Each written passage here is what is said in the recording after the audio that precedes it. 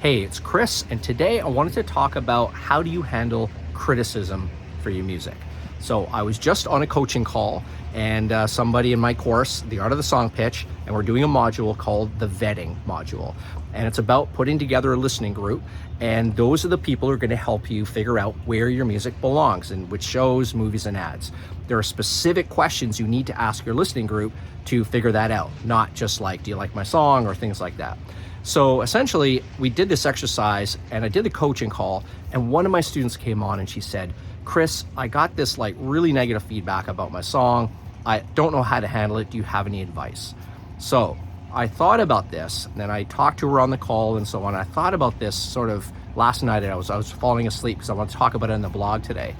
And you know, the best example I can come up with is something that happened to me.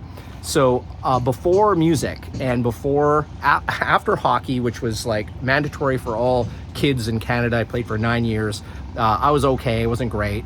And before music, I was actually a fencer. So I used to fence saber, fencing, not building fences. And so I used to go to competitions and all of that stuff. So it's such an investment to pay for these competitions. After the training, all the investment there, you'd have to pay hotel and food and the time to go there. And I was in high school, sometimes taking days off to fly somewhere to compete. And you'd only have a short window at the competition to make things happen, because you'd basically be in a pool, right, of people, fencers, and you'd have to win like 3 out of the five bouts is what they were called, to move up into the next class, and then to the semifinals, and then finally to the finals. So you really had to be on your game, not unlike you playing live, for example. All the songwriting and the investment of time and effort that it takes to, put everything together and get the people at your show and all of that stuff. And then you go there, once you're on stage, once you hit your first chord, there's no turning back. There's no stopping and rewinding. There's no undo button.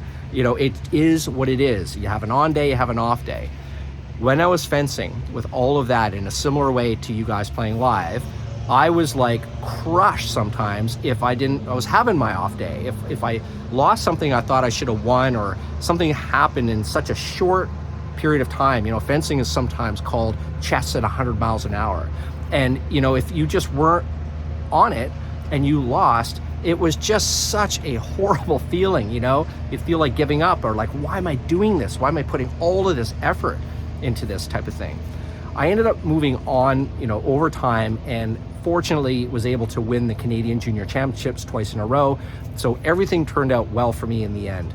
But on the way, on that path, there were many times where I thought, man, I'm not cut out for this. I should think of doing something else. I found a philosophy that really helped me get through the hard times. And that was the idea that the one competition, or even the one bout that you're in and trying to win, is not the end all of anything, right? It's the whole career. It's your whole fencing career.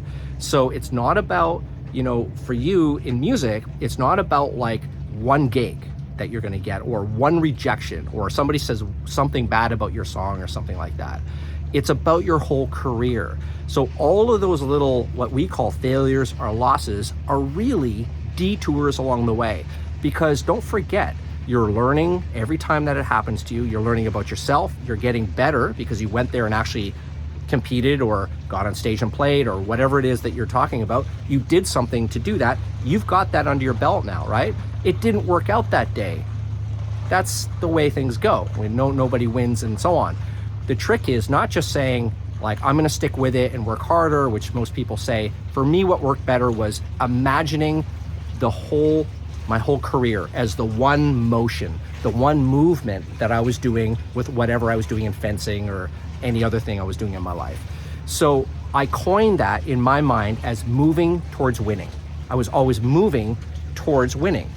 And it's another example is I got back from doing some whitewater rafting, and you're moving down the river, right? And you've got these beautiful expanses where you're just paddling along and looking at the scenery. You've got these sort of half terrifying, white water that you're going through and trying to make it happen. Sometimes you go down through the rapids and you're just like, man, that was awesome, and you're patting yourself on your back even as a beginner, and you think that was great. The other 50% of the time, you're showing up at the bottom of the rapids, upside down, trying to flip your kayak back, and you're soaking wet, and people are encouraging you, but you don't feel great. But the point is, you're moving down the river every time, all the time. No matter what you're doing, you're always moving down the river. So think about that with your music. Think about that with everything that you do. Move towards winning. No matter what happens, it's like be a pinball in a pinball machine, just bounce off and keep going, just pick yourself up and go. And not just be like, it's not just because I've got to get a better attitude and stuff like that. Feel the crushing losses, suffer them. They're going to hurt. And that's just the way it goes. But remember, it's not the end of the story. It's all about your whole career. It's the whole thing, and you're compressing it into what you're trying to do. The motion happens from the time you begin to the time you end or retire or whatever you want to call it, okay? Move towards winning. So leave me a comment below. I read every single one. I respond to them all. Let me know about, maybe your philosophy for overcoming some of this stuff. Tell me about some crushing defeats you might have had, how you overcame them. Do you agree with what I'm saying? Maybe you have a better way that you can share with everybody in the comment section. Love to hear it, okay? Leave me a comment right now, and I'll see you there. Okay, bye-bye.